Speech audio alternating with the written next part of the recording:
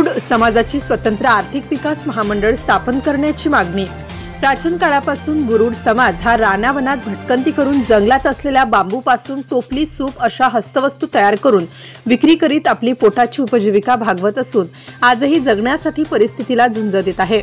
मात्र स्वातंत्र्याची 75 वर्षे उलटून सुद्धा बुरुड समाजाची हवी तशी उन्नती झाली नाही। त्यामुळे हा समाज हा शैक्षणिक, आर्थिक, व्यावसायिक दृष्ट्या विकासापासून कोसो दूर आहे।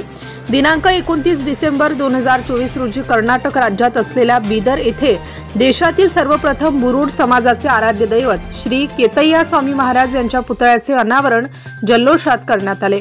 यावेळी बुरुड समाजाकरिता स्वतंत्र आर्थिक विकास महामंडळाची स्थापना करण्यात यावी अशा आशयाचे निवेदन बुरुड समाज युवक संघटना नांदेड या संघटनेमार्फत लोकप्रिय आमदार बुरुड समाजाचे हरीश पिंपळे, किशोर जोरगेवार यांना युवक संघटनेचे नांदेड जिल्हाध्यक्ष शाहूजी वासंवार, राजेश्वर देवके बारहाडी यांनी निवेदन दिले।